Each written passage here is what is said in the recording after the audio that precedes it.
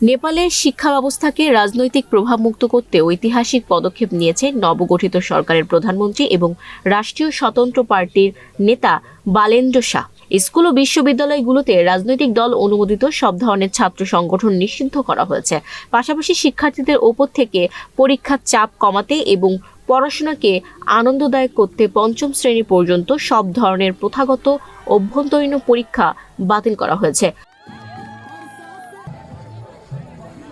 রোববার নেপাল নিউজের প্রতিবেদন অনুযায়ী বালেন্দ্র শাহ সরকার তার প্রথম মন্ত্রিসভা বৈঠকেই দেশটির শিক্ষা ব্যবস্থায় আমূল পরিবর্তনের ঘোষণা দিয়েছেন। 100 দফায় একটি বিশাল সংস্কার কর্মসূচি নিয়েছেন সরকার, যার একটি বড় অংশ জুড়ে রয়েছে শিক্ষা খাত।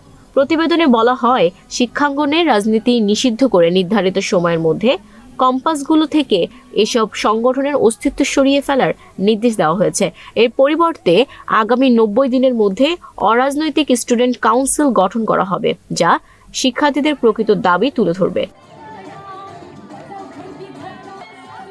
সরকারের আনুষ্ঠানিক দস্তাবেজে বলা হয়েছে, প্রশাসনকে অরাজনৈতিক করতে সরকারি কর্মচারী ও শিক্ষকদের কোনো রাজনৈতিক দলের সঙ্গে যুক্ত থাকা নিষিদ্ধ এবং দলীয় ট্রেড ইউনিয়ন বিলুপ্ত করা হচ্ছে।